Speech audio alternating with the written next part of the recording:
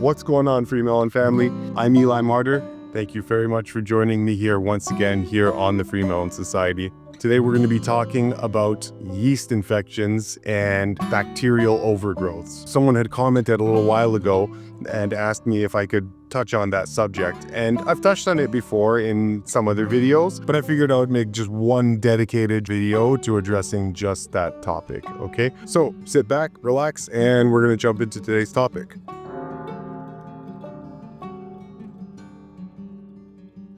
Okay, so today we're going to be talking about bacterial overgrowths, yeast infections, candidiasis. It's typically more common in females than it is for men. Men do get yeast infections, genital yeast infections, but it's just more common with women because women have internal genitalia, right? And so the environment is just more conducive to those types of overgrowths when the system is sufficiently compromised. And this is something I can corroborate in my own experience. Back in the day, when maybe Tinder was a little bit more involved in the lifestyle, and you go and meet at some sort of questionable establishment. If successful, then sometimes you get a surprise. Stop it. You know what? We probably don't need to talk about this too much. So if we want to make sense of this topic, all right, it's important, and I've got to start stressing this a bit more often, but it's very important that you have your philosophy straight, okay? Whenever we're approaching a subject that we want to understand, we need to be philosophers, all right? We need to try to wrap our head around unshakable principles that apply to the subject that we're studying, and then build from there. If you don't have those principles set in your mind already, if you don't have a proper foundation, then it just doesn't work. And this is something I repeat every once in a while, so bear with me if you've heard me say this kind of thing before, but it's very important, okay? So let's do a little foundation building, and then we'll jump into the subject. Okay, so the first thing we need to do, obviously, is we need to zoom out and understand what exactly we're looking at. So yeast is a type of fungus, okay? Fungi are a type of living organism, and all fungi are going to fall into this category, all right? So we're going to place it in the correct category. And in this category of fungi, they have certain roles. They're primarily decomposers, okay? I shouldn't say primarily because they have other equally important functions, but we can narrow down their roles to three particular functions, all right? So they're decomposers. Decomposers of organic matter, breaking down animal tissue, fluids, complicated compounds like cellulose, all sorts of organic materials. They're going to break that down, reduce it to its base material, and then bring it back down into the soil for usage by the soil. They're decomposers. That's what they do. They take dead and dying material and they recycle it so that the process of creation and growth can continue. That's their role. That is their agency in nature. That's what fungi do. They're also heavily involved in nutrient cycling, processing that dead and dying, decaying matter that they're breaking down, pulling the nutrition from that material, processing it, and getting it ready for usage later on in the cycle. So they help in the nutrient cycling of life, essentially. And many fungi also have symbiotic relationships with other plants. So they have a very specific and specialized relationship or role to maybe one or a couple of particular plants. So they are symbiotic organisms, okay, working in conjunction with a specific plant or plants. They are involved in nutrient cycling, and they're decomposers, okay? This is what fungi do in nature, and you see that perpetuated at all scales, at every level, okay? So if you see fungi growing on you, you have to have your mind straight and understand that that is what their role is. They are decomposers of dead and dying matter. So if it shows up on your body, you don't just come up with all sorts of other ideas. Oh, I'm being attacked by some bug or whatever. No, you understand your principles and said, okay, this is breaking down dead and dying material. All right. The word for those types of agents in nature are saprotrophs. Okay, a saprotroph is something that feeds on dead, decaying matter, kind of like a carnivore dieter. Their biochemistry is very likely in a similar condition as well. But that's another video. Give your meat a good old rub. That's it. So fungi, yeast is a type of fungus. Okay, we know what they are. Okay, they are decomposers, whether we're talking about out in nature or in your body. Excuse me, they are decomposers. Now, let's talk some common sense. Let's say you were responsible, all right? You were given a task and you were tasked with creating an organism. Let's just say you knew how to do that. Yes, you could have sex with someone, but I'm saying, okay, I'm speaking more in like the godly sense, right? Just create a being. That's the kind of... Wait a minute! Guys, come on.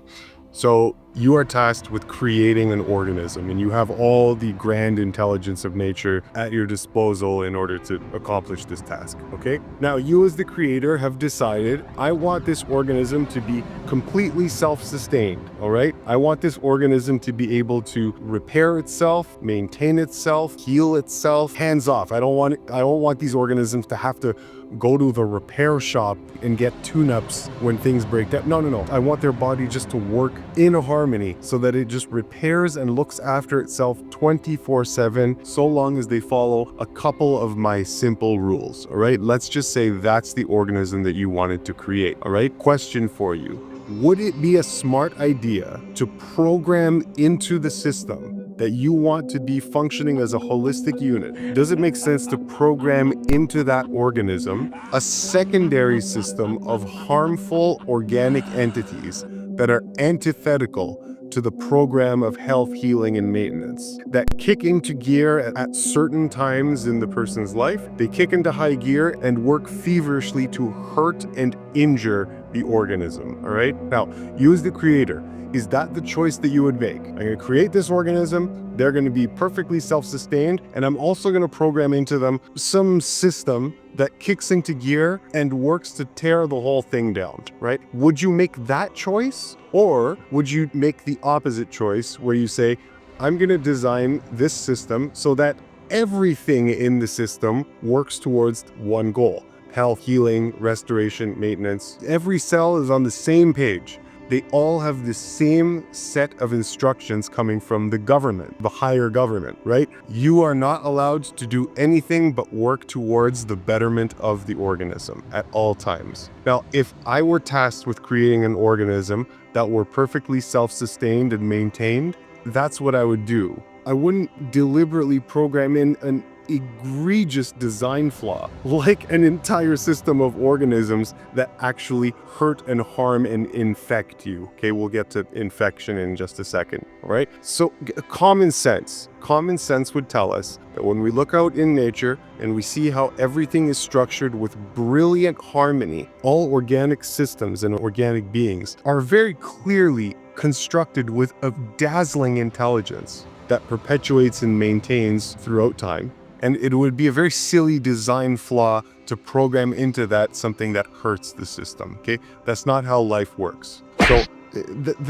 So maybe if that common sense approach helps, then great. We must make the assumption that because nature seems to create life with an unmistakable signature of harmony and beauty, that it must have done the same thing for our bodies. We must make that assumption. If we don't make that assumption, we're being very intellectually immature. We have to assume that we are designed in the same way, which means in normal and healthy conditions, the germs that we are told are our enemies in sickness, in normal conditions, these must be playing some role in maintaining the integrity of the body. They must, because the alternative explanation is simply unacceptable. Okay, so what does medicine say about infection? Because surely when we're talking about bacterial overgrowths or Candida overgrowths, you're always going to run up against this word infection. So, okay, what do they say? Okay, what does it say here? It says infection.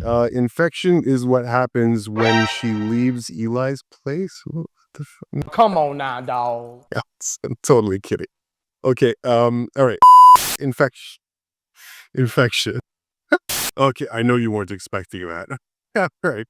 Okay, infection, the act or process of infecting something or someone, all right? Also, the establishment of a pathogen in its host after invasion. Invasion, okay. That's a very specific word, invasion, right? What do you think of when you hear the word invasion? Okay.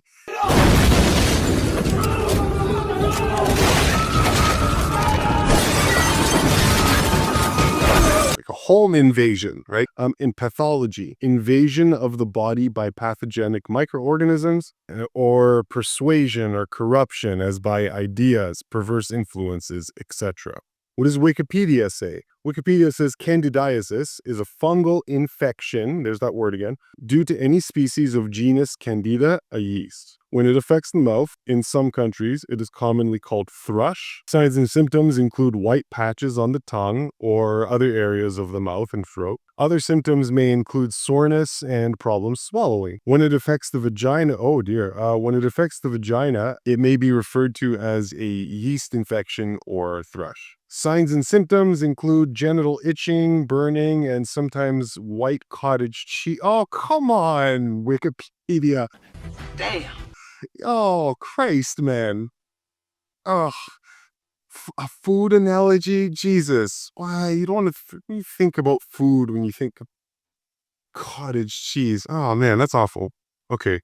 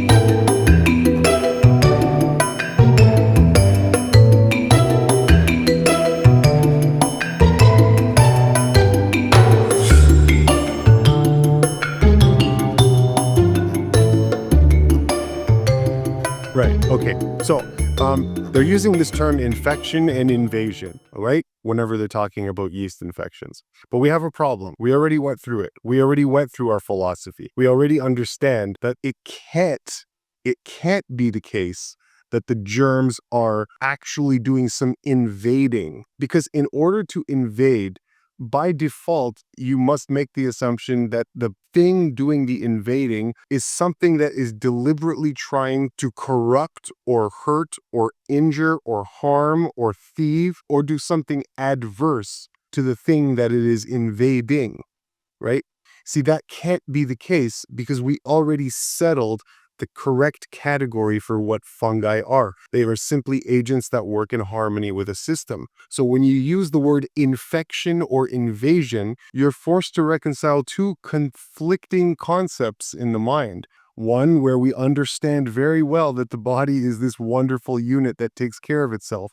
And on the other hand, we say that it's designed with things that invade at some point or another.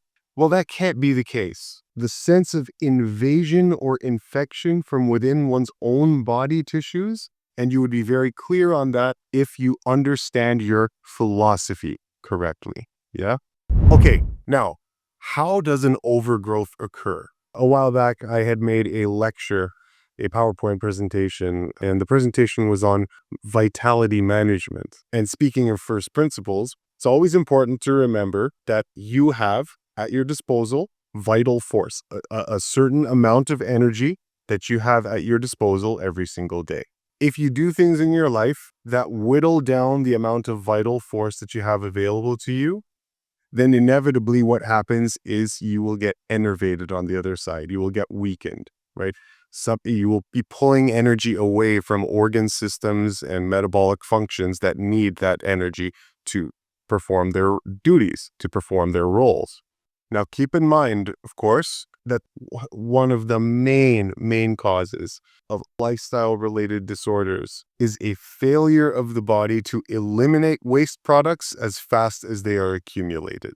If the body can eliminate waste products and keep pace with the amount of waste products that are generated by life, then disease is impossible. Okay? You got that? As long as you eliminate the wastes that you incur just by virtue of living, then you will never get sick.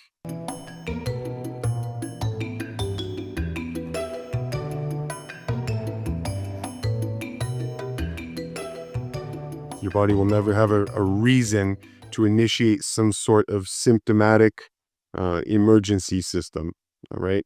And the way you keep your elimination system working properly is by making sure that you always have a good supply of vital energy, vital force. That's the power source behind your elimination machinery. So if the machinery is working well and it's powered by a good amount of vital force, you will not get sick. Your body will, it's just not possible, okay? And again, I mean, I'm speaking from direct experience here, coming up to the decade mark now that I've been doing this. I still have yet to get a cold.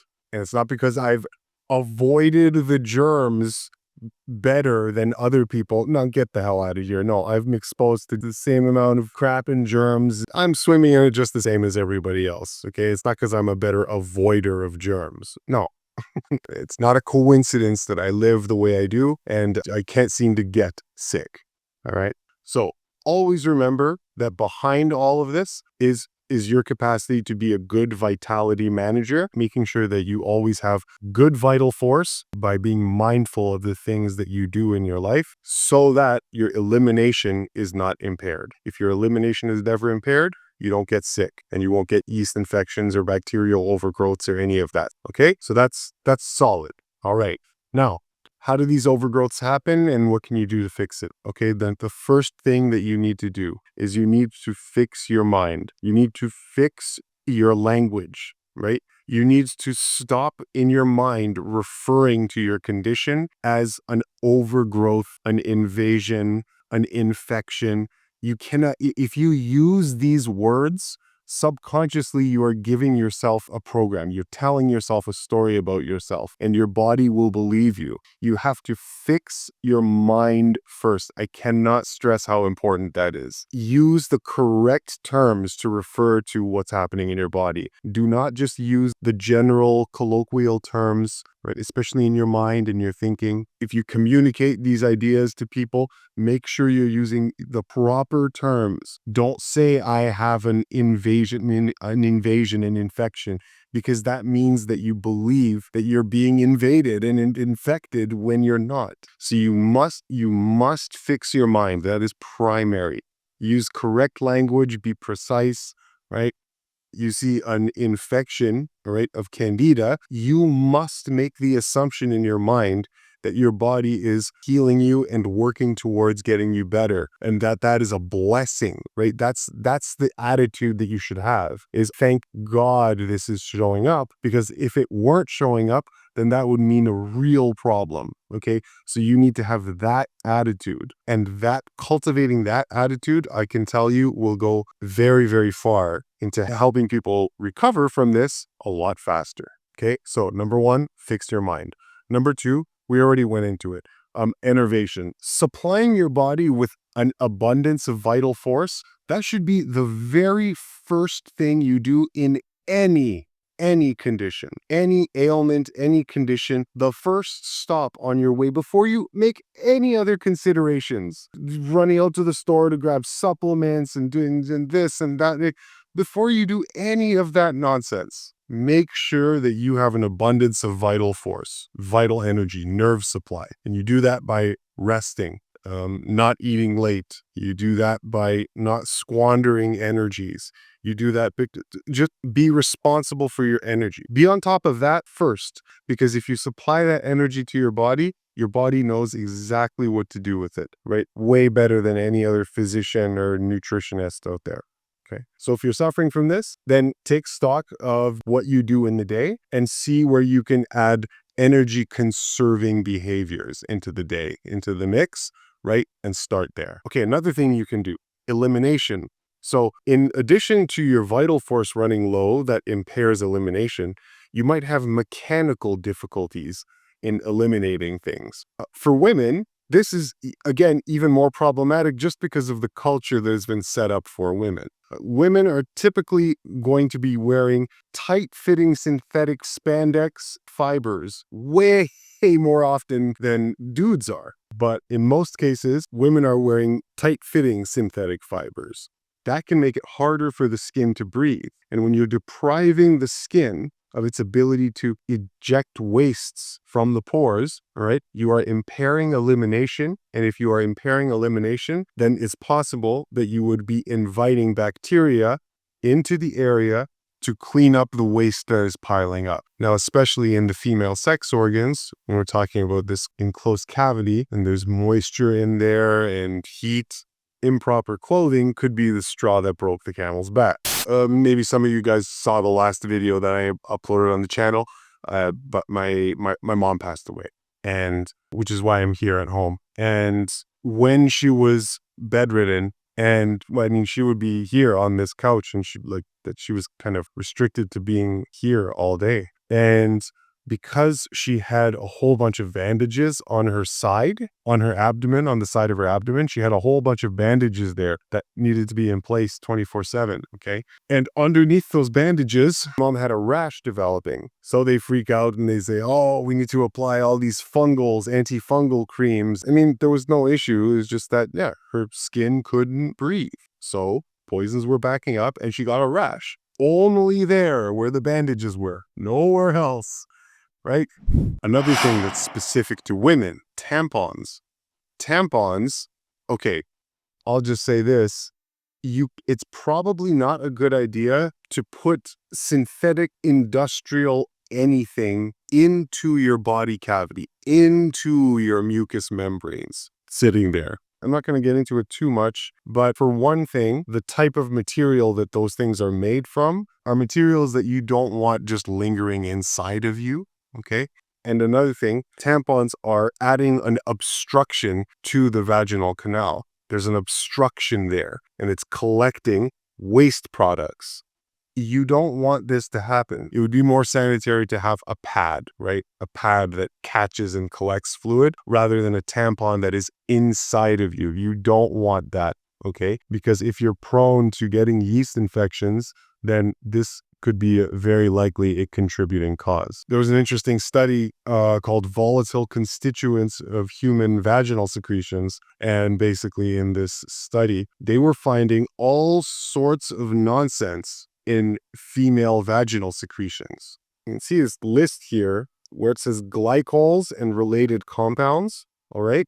These are some of the compounds that they're finding in vaginal secretions. Propylene glycol, okay, guys, that's antifreeze, all right, being found in women's vaginal secretions.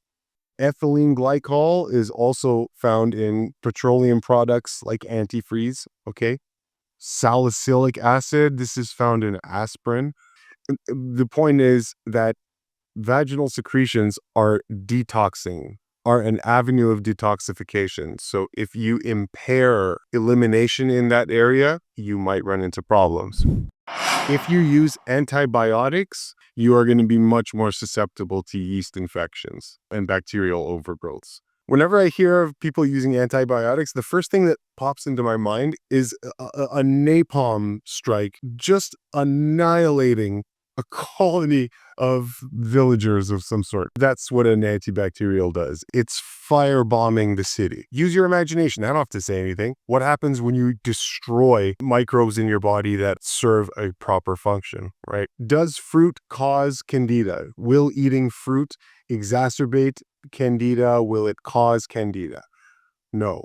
Your body is optimized to run on carbohydrate-rich food. That's how it is structured. That is how it is designed. Under any normal circumstance, eating fruit to whatever degree, all right, is not going to cause a bacterial overgrowth or a yeast infection. Okay, that's under normal circumstances, but what if you already have a yeast infection, a bacterial overgrowth, and then you use fruit? You want to eat fruit, right? Yes, you can eat fruit and you can alleviate your candida. What I would add is that you just make sure that you're satisfying the prime requirements, right? Make sure that you're living in a way that you're not sapping vital force, Make sure you're going to bed early. Make sure when you're trying to recover from something, when you're symptomatic and you're trying to recover, you always want to go the extra mile. Make sure that you're eating with responsible temperance. This isn't the time to be gorging yourself and stuffing your face. No, you just want to eat plainly, right? Eat with some temperance, with some responsibility. Go to bed early. Don't eat too late. Get good sleep. Do those things and you can have fruit and you'll be able to recover. What about the effectiveness of diet and carb restriction, in particular sugars? I've seen that put forward as a potential strategy for yeast infection. Yeah, no. So actually that's been studied. So I think a lot of people don't understand is the vagina actually is quite high from a glucose standpoint because that's what feeds the lactobacilli. So it's actually a pretty glucose-rich environment. And many times during the menstrual cycle, you may have actually more glucose, a higher percentage or higher concentration in your vagina than you actually have in your plasma. So if you eat something with sugar, it doesn't raise the level of sugar in your vagina. And someone actually studied that. They gave a group of women the 100-gram load of glucose or 75-gram, and they tested their blood sugar and they measured the vaginal levels. And of course, it didn't change. There you go. Yeah, I think that some of it's a misunderstanding of what happens when people have diabetes. So there is a higher incidence of yeast infections for people who have diabetes, but that's a complex thing. We blame the little creatures of nature for everything. You notice that? Man blames everybody but himself. Understand the truth of fungus and what role they play in our society. The problem isn't with them. The problem is with humans. The problem is people's adrenal glands. If you look at most people, their adrenal glands are down. Then you see the blood sugar problems. A lot of times it's not easily readable, but tend to have low blood sugar first and then high blood sugar, hypoglycemia to hyperglycemia. But with that, what that means is that no matter what sugar you consume, whether it's a simple sugar like fructose or glucose, or it's a complex sugar like sucrose, dextrose, or maltose. So either way, you don't metabolize sugars well, and either one, especially the complex sugars, you're going to see real high blood sugars. You can't keep these microbes out. I don't know what this whole thing about I'm going to kill all the candida in me and I'll be done with this. No, you need to get all the overgrowth and everything out of you, admittedly. But you're always going to have a level of fungus and bacterium in the body that's essential to you. It's how you get nutrients, by the way. So if you want to get rid of candida, you get rid of the complex sugars. Simple sugars are an essential issue. They're your carbon. Fix the sugar metabolism problem. Stay away from complex carbohydrates, which is starches, because your body's having a hard time breaking them down. Candida causes the need to have fungus. Understand what funguses are, whether it's yeast, fungus, molds, whatever. Understand what they are and what their job is in life. They're involved in fermentation. If you can't break down chemistry, God has little helpers too. It's that simple. Oh, grains are good for you. That was Harvey Kellogg, maybe, but that's not what God's saying. What is your fastest and best way to heal candida in the vaginal area? Again, douching. Douching. You can use some salve if you got it on the outer. I cannot handle these infections anymore. Yeah, it's the only way to do that. I have an infection each month despite cutting out sugar and flour. You can't cut out sugar and get rid of. That has nothing to do because you have carbohydrates and proteins. You know, you have carbohydrates almost in every food. Every food has a little of everything, and that's not the problem. The problem is your metabolism of carbohydrates. The problem is your metabolism of carbohydrates. That is your adrenal glands. Or too much sugar in terms of starch. And most people can't metabolize complex sugars. So they end up getting fungus to help them. You know, fungus is just part of the fermentation family. Hydration is extremely important, right? You want fluids. You want to make sure your tissues are hydrated because that helps in the elimination game. So I might avoid things like dried fruits. I might avoid the more processed end of the fruit family. So as long as I'm eating water-rich fruits and not going into wild excess, then yeah, you'll be fine. Can fruit exacerbate a candida or a yeast overgrowth? Fruit can incite a mass exodus of waste material. That could possibly be the case. If you have candida, we can pretty safely assume that there's some sort of localized accumulation of material that needs to be broken down. And you might have other pockets of waste accumulation in the system somewhere. Fruit is very stimulating to the lymphatic system. It might work on fermenting old bits of undigested food in the GI tracts or in the tissues somewhere, and possibly exacerbate symptoms at first.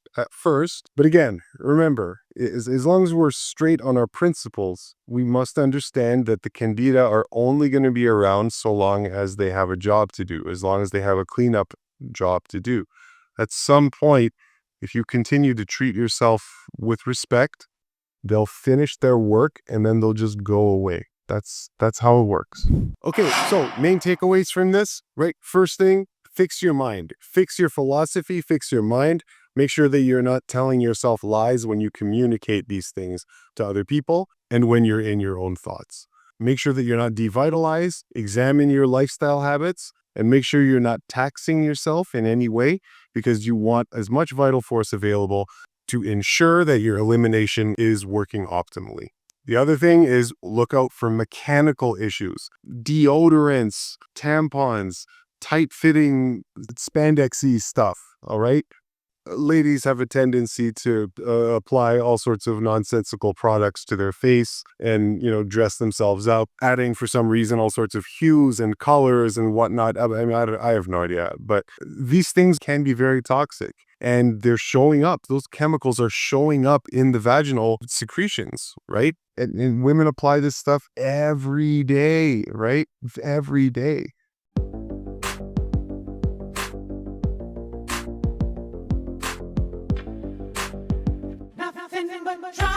So, these are things that you have to consider, because a lot of the times that's not on the radar. It's not even on the radar, right? They're considering all the other stuff, but there are other things that you have to consider. And does fruit cause candida? No. Does fruit exacerbate candida? Will it make it worse? It's possible in the short term, right? In the short run, as the waters get flowing. But no, you can certainly clean up a candida overgrowth even if you're eating fruit. Yes. Of course, you have to be responsible, you have to have some temperance and a bit of patience, and you'll be able to regulate yourself back to harmony. Okay? Guys, that's it. Thank you very much for joining me on this episode of the FreeMelon Society. Make sure to give me a like and thumbs up to support the channel. And that's about it. I'll see you guys next time. Okay, ciao.